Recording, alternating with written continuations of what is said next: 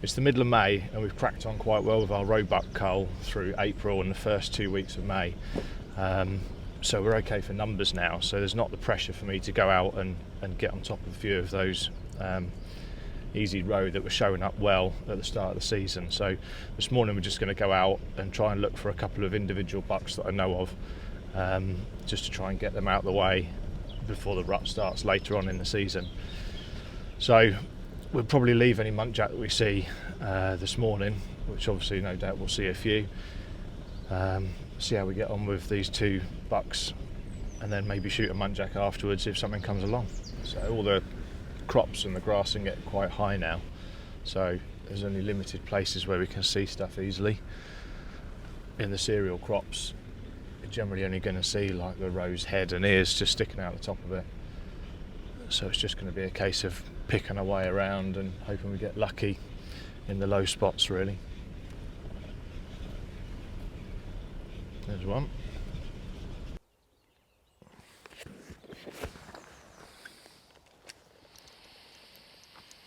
So we got the 243 again today.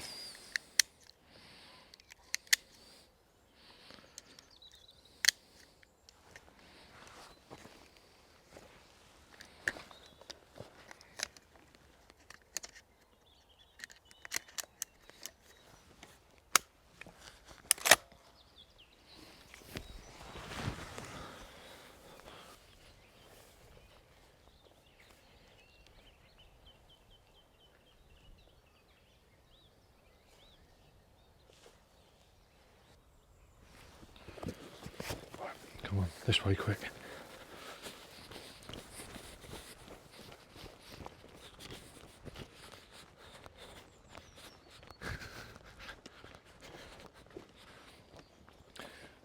One of the roebucks we're looking for. To see him walking across this field in front of us.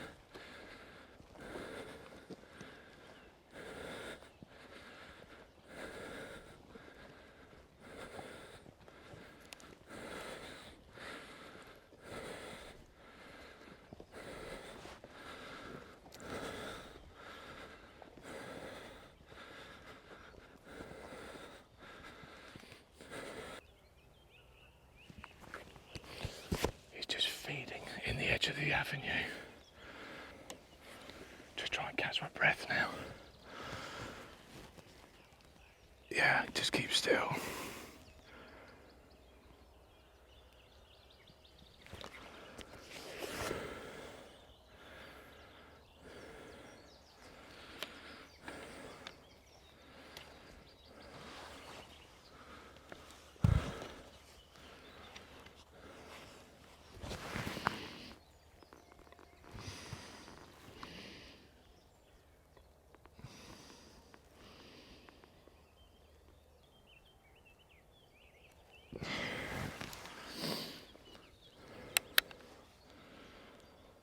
Get steady after my little jog.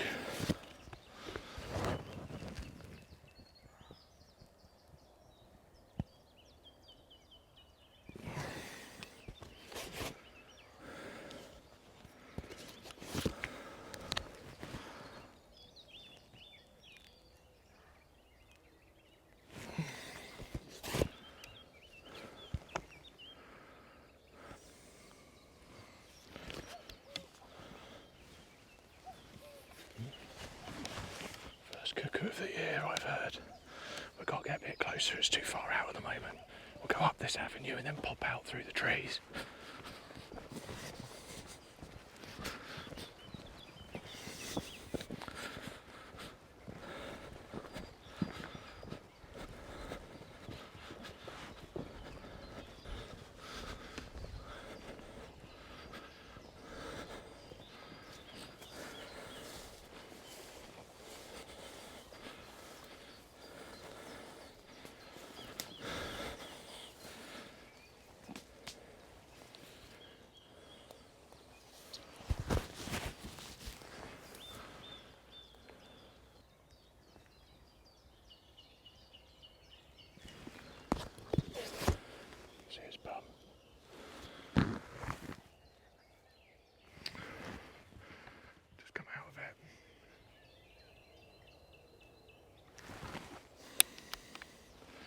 just sat down. It's about 130 metres now. He looks like he's sat down, or he's just gone right into a little dip in the grass.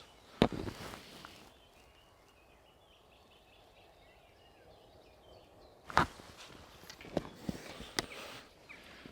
come across this avenue.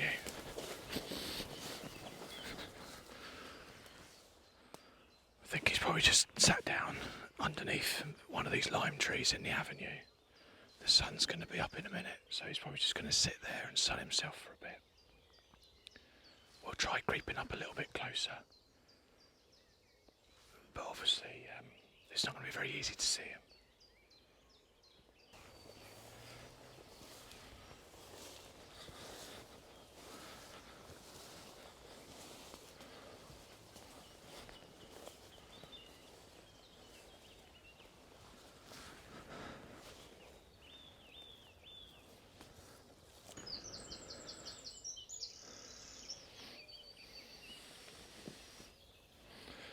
Just not much we can do at the moment.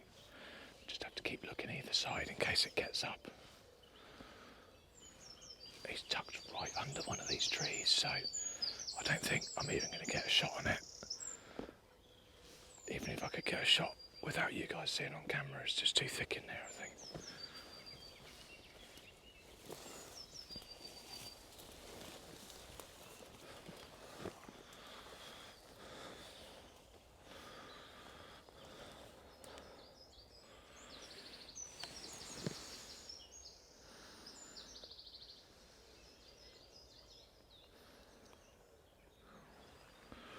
Just possibly pick something up in the thermal. It might be him coming out across this avenue.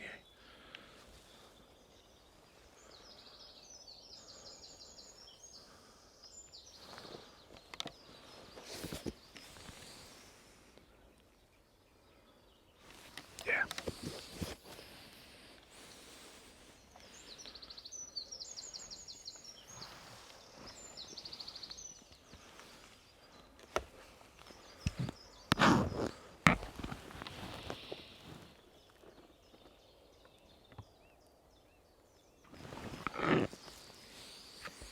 It's definitely him. He's just milling about in the long grass.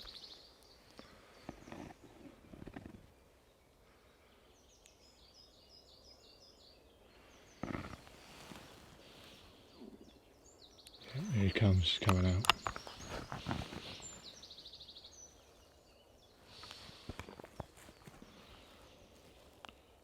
Just try and get him out of this longer grass.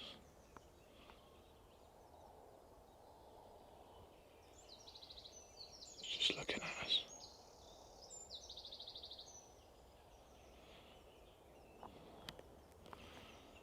Woo!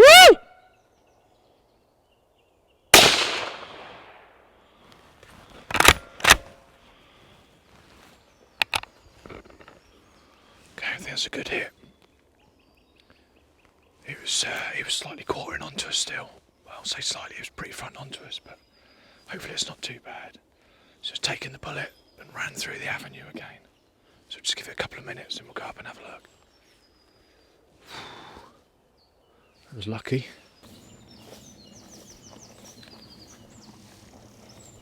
I can't see anything on the floor, but not too surprised because it was a quartering shot. Remember on the 243 with these copper bullets, so they're quite light really.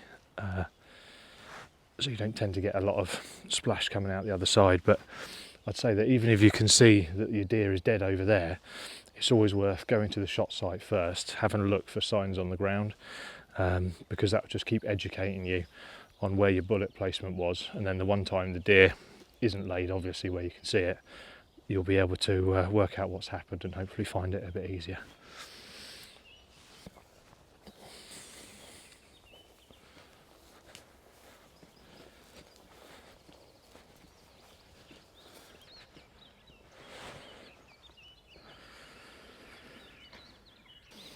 So let's have a closer look at it. I don't know if the camera caught it, but as we drove in down the avenue, there was certainly a roebuck run across in front of us, and I think it was probably this one. It did a big loop around the edge of the next wood in front of me and then was coming across the field, which was why we then ran up that avenue a bit just to try and close a bit of distance before it got to the lime trees behind me. So the reason I wanted to get this one is just a really old buck basically. So we're sort of taking it at the end of its life on sort of humane grounds before it sort of dies a lingering natural death. We can see on its front leg, this knee in particular is just really swollen up and arthritic with old age. I can feel on its shoulder blade it's just not in great condition. Along its back, it's got like a razor back where the loins are quite wasted away either side of the spine. Obviously because it's an older animal, it's still got some of its winter coat, so it looks a bit scraggy, but there's nothing wrong with that as such. It's just taking it a long time to change into its summer coat. And then obviously we're looking at the head, because that's the bit that most people are interested with the bucks. You could say that it's just a really old buck that's gone back. It was probably a nice buck at some time that just evaded us. It's almost a coalesced head, so that's where the antlers grow together from the bottom of the pedicles, but I can still feel a gap in between there, so it's not a true coalesced head, it just looks like one. Yeah, so good one to take. Yeah, good shot. It's run 20 metres. We'll get the carcass back to the larder, get it grallocked, and then make a decision on whether we put it into the food chain or not. I'm thinking just because the condition of it, we probably won't. Yeah, that's it really. We might just go on. We've got another hour or so, maybe see if we can find a muntjac or something. But if not, it's already a great result for me, and hopefully you guys enjoyed it.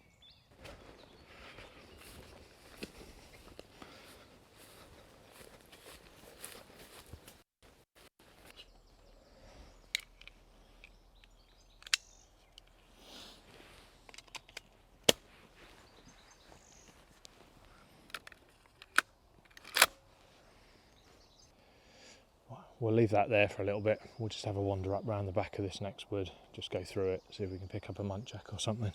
Still got a little bit of time left before we need to get that sorted out.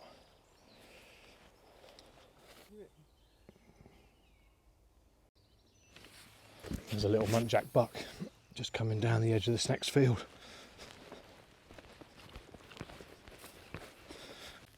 We just got to get across a little bit more to get a safe shot with those pigs there.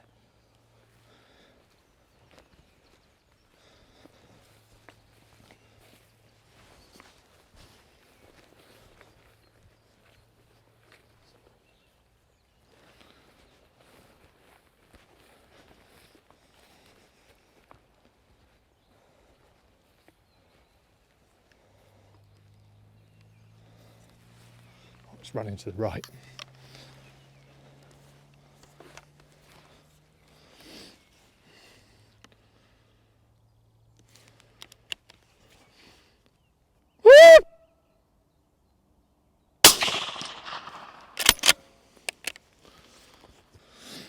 Well, there you go, it all happens in the same place, doesn't it?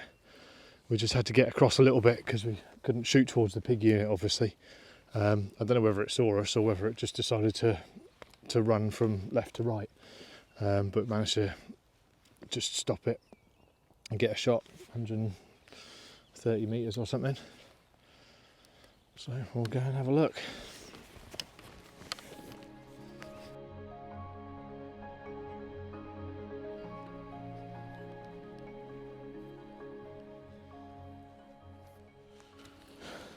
Cool. Good shoulder shot. Just a young buck with not bad antlers really, but it's a sort of place where we can't really get clients onto them very easily in the winter as a trophy animal, and it's not that big anyway. We've got a block of maize cover crop that's going to be here, and the muntjac like to go along and just chew the maize off at the top, so obviously prevent a little bit of damage for later on in the summer. So yeah, get this one back into the shade in the avenue, and we'll get the muntjac and the roe picked up, go back to the larder, and that'll be the morning.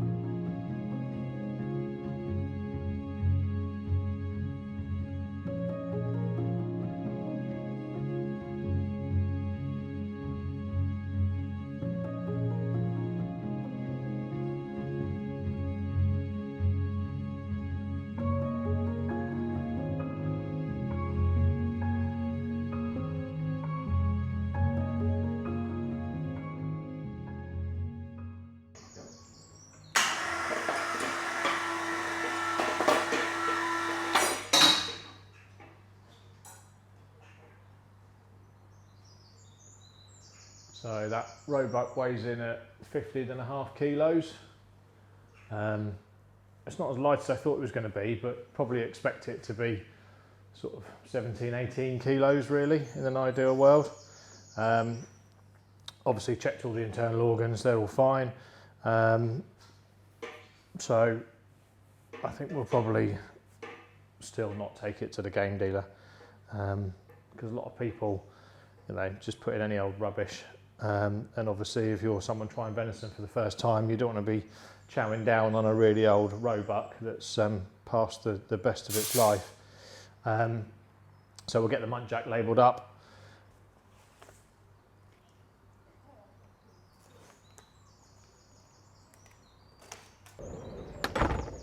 So that's us done for another one.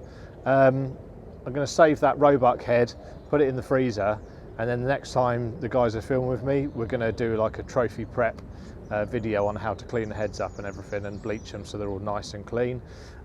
As ever, please like and subscribe, leave some comments, and hope you enjoyed it.